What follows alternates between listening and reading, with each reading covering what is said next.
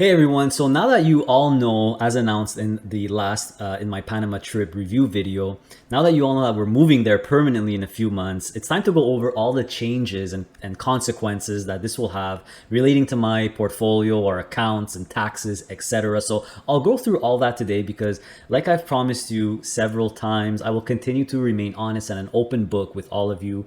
And I will also explain, this will also explain rather, some of the big changes coming up in my portfolio. So you'll see those in the next portfolio unveil video. So this video will pretty much explain the changes. So the questions I want to get through is, what visa are we applying for? How much does it cost? What will happen to our TFSA or RRSP and our cash accounts? How do taxes work when you become a non-resident of Canada, etc., etc. So a lot of stuff to get to. Let's get started.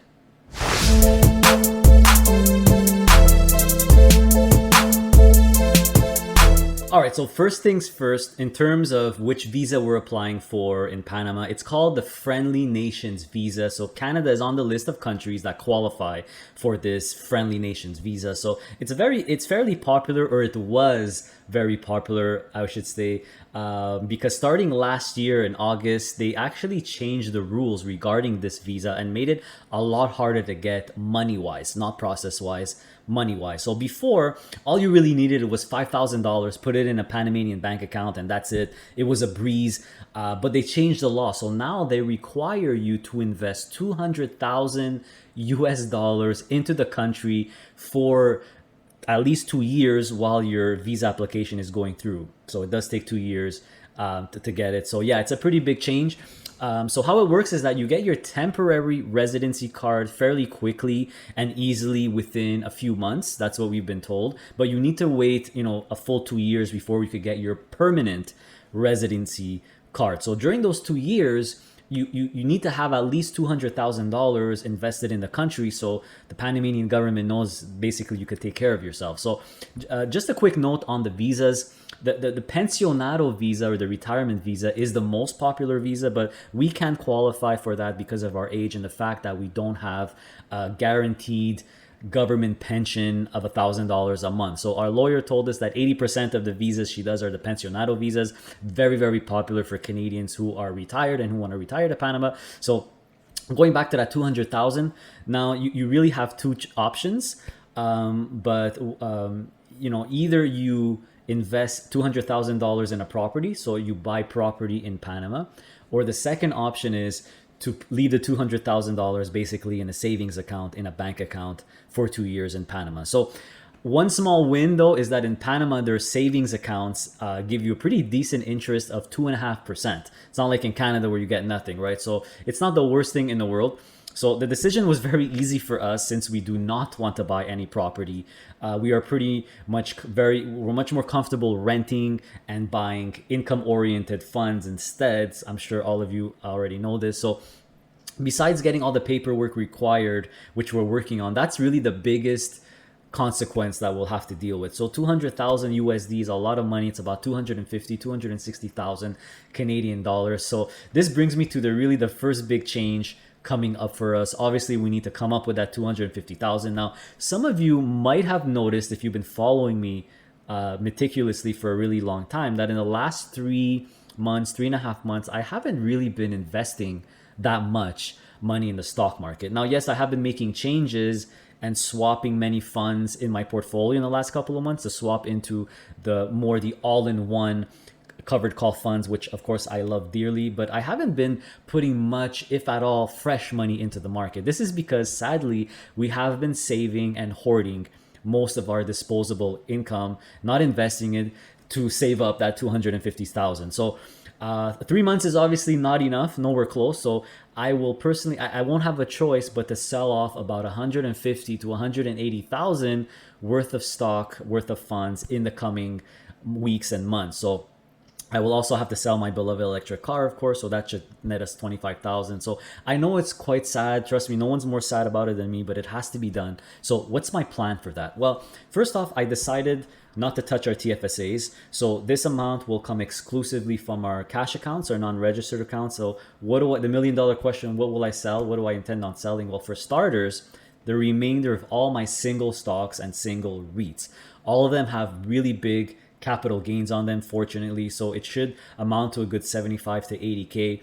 The second, once that's done, after that, it would be what I consider non-core funds or holdings. So you'll see what those are in the next few portfolio unveil videos. But in all honesty, my portfolio won't be changing all that much and my strategy will continue to be the same. I'm kind of taking this opportunity to streamline my portfolio even more. So soon my portfolio will really be a lean, mean, streamlined income machine and focus really on the high yielding funds and a big focus on the all-in-one covered call fund. So that's the big consequence coming up. So that's pretty much the biggest news. Now let's talk about what happens to your TFSA and your RRSP account, as well as the tax consequences when I officially become a non-resident of Canada. So becoming a non-resident of Canada, by the way, doesn't mean you lose your Canadian citizenship or passport. It just means that you become a non-resident for tax purposes, which means you no longer need to file Canadian tax returns. So this is the first huge and massive advantage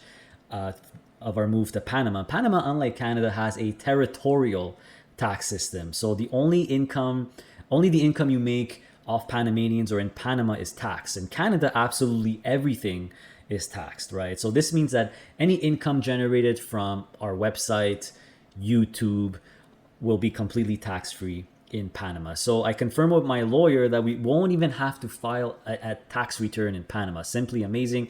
This is why many people who make their money online leave Canada, right? So what happens to our TFSA and RSP accounts? Well, you get to keep both of them. Although TFSA withdrawals continue to be tax-free, unfortunately, you stop getting more TFSA contribution room from the government every year. And even the amount that you withdraw, I made a video about this, talked about this a lot. Whatever you withdraw from your TFSA, even if it's just the interest, you could put it back in the following year. So even if you withdraw all your TFSA income when you're a non-resident of Canada, you're not allowed putting that amount back in the following year. However, it does accumulate and you do get all that space back if ever you go back to Canada. So you get that contribution room back. So because of this rule, I no longer plan to withdraw any of my income or dividends from our TFSA accounts unless it's absolutely necessary. So unlike today where I just extract all the income from our TFSAs and our cash accounts and pay our living expenses, and then whatever's left over I reinvest something in the cash account, and next year I get all that TFSA room back. So I won't be doing that. I'll leave the income in the TFSA and I'll probably be manually dripping it, manually reinvesting it myself, because this will keep increasing my tax-free income that my TFSAs generate. So that's it for the TFSA. For the RSP, you could also keep it. Nothing changes, but RSP contributions or contributing further, if you still have room, which we don't have much room left, becomes completely useless as a non-resident of Canada since you're no longer filing taxes in Canada, right? So all the income for the RSPs will continue to be reinvested just like it is now, either via drip or a manual drip, until they're turned into a RIF later on. And when you do turn your RSP into a RIF, if I'm at that time, that could be decades away. So if at that time I'm still a non-resident of Canada, anything that comes out of your RIF is taxed at a flat 25%. That's the universal withholding tax from Canada. So unfortunately, it's 25% because Panama and Canada don't have a tax treaty. If they did, it would probably be lowered to 15%. So if I would move to Australia or the United Kingdom, it would actually be 15%. So I'm stuck with 25%. Nothing I could really do about it unless Panama and Canada form a tax treaty. So that's it for the TFSA, the RSPs. What about our cash accounts, our non-registered accounts? Well, from what I've read, all dividend income will also be taxed at the flat rate of 25%. So unfortunately, there's nothing I could do about that. This is because, they're Canadian listed securities and the CRA wants a cut of the income, of course, but at least I wouldn't have to pay further taxes than that. So 25% off all my income, all my dividend income, basically from my cash account.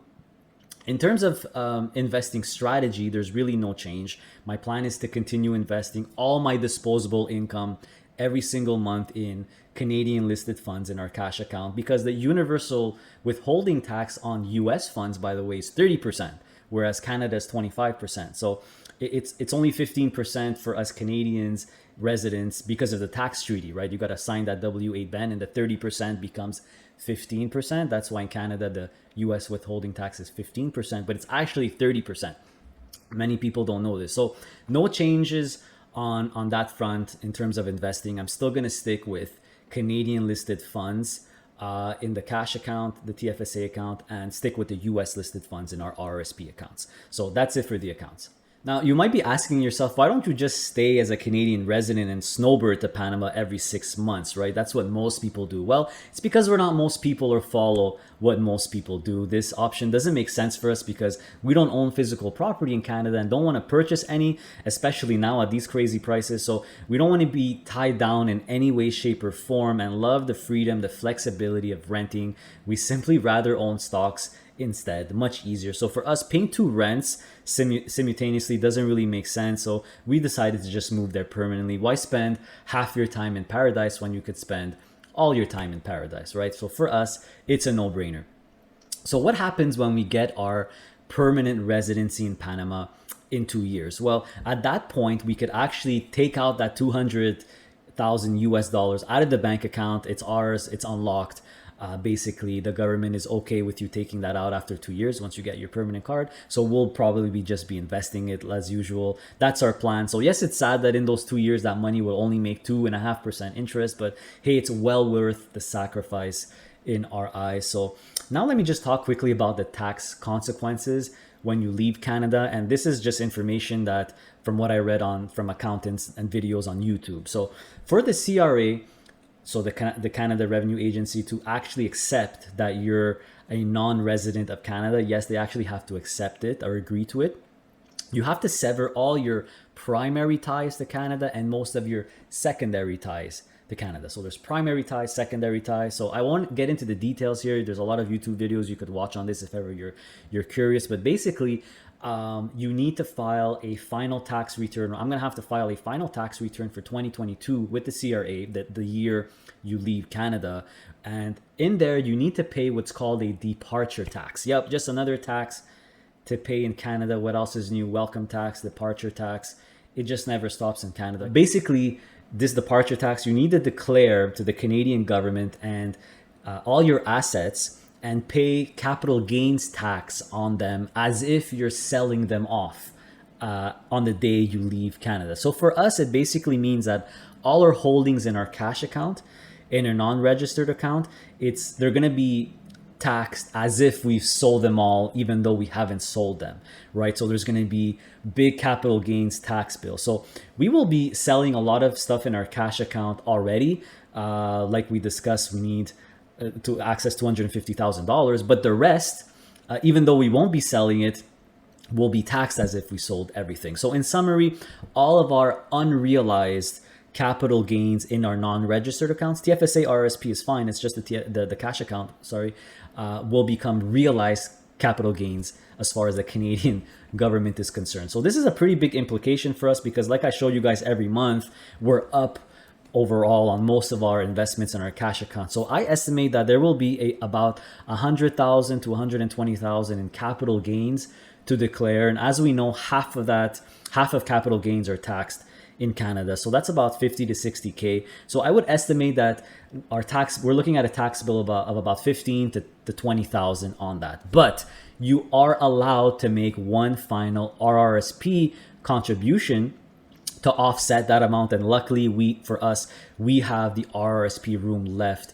to basically offset the entire amount. So for all these reasons, why am I telling you this? Well, this is why for the rest of 2022, we will be investing most, if not all, of our disposable income exclusively to our RRSP accounts. So I literally have 8 months if you count the first 60 days of 2023. I literally have 8 months to fill up my RRSP as much as I can to offset that departure tax that I will be getting. So that's just to give you guys a heads up. So again, going forward, I'm going to be investing most of my disposable income in the RRSP, not in the cash account. However, as soon as 2023 starts and as soon as the RRSPs are done, that's when we will start once again, like normal, investing in our non-registered cash accounts. The last major change coming up that I want to talk to you about is changing brokers. So we are actually planning or already in process of moving everything out of TD and going with Questrade. Why? Is it because I don't like TD or think the $10 trading fee is too high? Not at all. It's actually because we don't have a choice. So I read this online on Reddit, and actually confirmed with a friend who works at TD. Apparently, TD for some reason no longer allows non-residents of Canada to have investing accounts with them. I don't know why. It's only a certain list of countries that's excluded, and Panama is not on the exclusion list. So, for whatever reason, I don't want to waste time trying to understand why, but that's just how it is. So gradually in the next few months, we will move over. We'll start with our TFSA and RRSP accounts, move that over from TD to Questrade, and the cash account will probably come last, probably next year, because I want to make my life as easy as possible with the taxes and the reporting. So I'll probably keep our cash accounts with TD until the very end, and then I'll switch over to Questrade. So why Questrade? If you're asking, well, for starters, they allow non-residents to keep their investing accounts. That's number one. Number two, I've only heard good things about them. And number three, I have actually been very, very impressed with their level of service and their online platform so far. Everything could be done online. It's much easier to do stuff compared to TD. So the service I got has been really, really good so far. Opening your account, making the request to transfer the funds from TD to Questrade was super easy. I didn't have to call them. I did it all online myself, and they emailed me to say it's in progress, don't worry, and you could see the status. It was very easy. It was all done without talking to anyone, which was incredible. So would I have switched if TD allowed me or allowed non-residents to keep the accounts? Probably not. I would have stayed with TD. So I said it before and I'll say it again, guys. The broker you choose is the least important decision that you make as a buy and hold income investor. So TD has a great platform. I would have definitely stayed with them if I could have. So there you have it, everyone. This is our personal situation and kind of our plan and consequences for the next 6 months. I wanted to give you guys a heads up so you better understand the changes coming, so you're not surprised when I unveil my portfolio going forward, because you will see some changes, right? So I will probably make other little videos on our personal life and our move to Panama. But the focus of this channel, like I keep mentioning, will always be about investing in our investing strategy. So don't worry about that. We, if you're curious, we found an amazing apartment to rent in a secure and gated complex called the Coronado Country Club. The owners are super nice. They're Canadians from BC. We absolutely fell in love with this place. We took it right off the bat, right on the beach, overlooking the Pacific Ocean and mountains, giant pool, hot tubs, tennis court, full gym, golf courses nearby, etc., etc. Maybe we'll do like an MTV Cribs style video. We'll show you the place, but it's really cool. I can't wait to show you guys. But follow us on Instagram again if you want more of that personal stuff. We're not big Instagram posters either, but we'll try to do more going forward. So once we are all settled in Panama, hopefully in June, if everything goes well, we're planning to kick it up a notch in terms of YouTube content. One of our goals is to start producing 2 videos a week consistently instead of 1. I plan on releasing version 4 of the ultimate DIY package in Q3 of 2022. A lot of great updates coming up. I'm sure you guys will love it. Very excited for that. I want to continue getting more and more fund managers on the channel for interviews. I want to also start doing testimonial videos as well with some of the great people I have met via the consultation service that I do, where you guys will be able to witness and see their progress and their journey and how changing to the passive income style of investing has changed their lives. So I'm sure hearing their experience will help you, especially for the newer subscribers. So I also plan on continuing the one-on-one consultation service, even starting a new email consultation service as well to help alleviate the high demand for the one-on-one.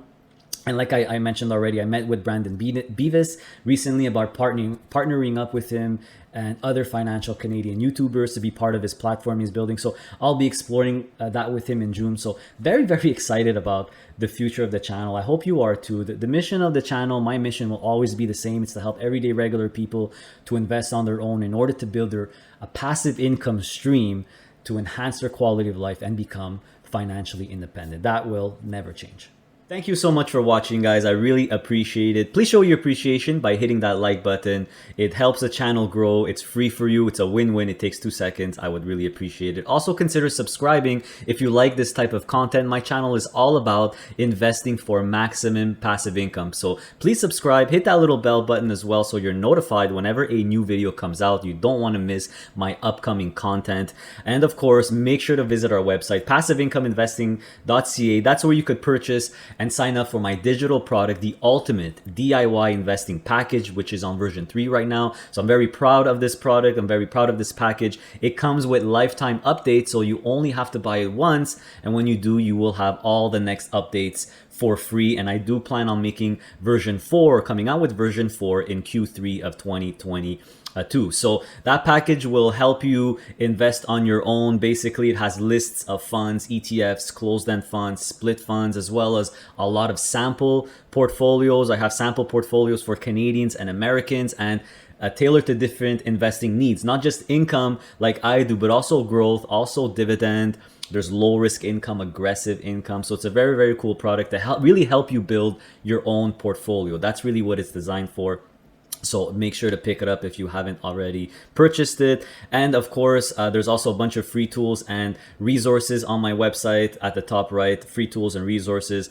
And right there on the homepage, I do offer a one-on-one consultation service with yours truly. So if ever you want really more personalized help, you could book a one-on-one with me. We'll have a 1-hour Zoom call. I'll go over your existing portfolio. I'll help you transition to an income portfolio. I'll answer all your questions, whatever your needs are. I really love helping people out, and my appointments do sell out very, very quickly. I apologize. I can't do more than 4 a week because I need time to do the content, to publish more content, of course. So just look at the little message on top of the calendar right there on the homepage to get a status of the appointments. Usually I will open up the appointments for the next month on the 25th of each month. So stay tuned for that. And also, if you want to join our community, we have a Facebook group with over 10,000 members now. Passive Income Investing, that's the name of the Facebook group. So if you like this sort of content, I strongly suggest you join the Facebook group. We monitor it very closely for spam, so it's very, very clean, and everyone shares their ideas and shows their portfolio and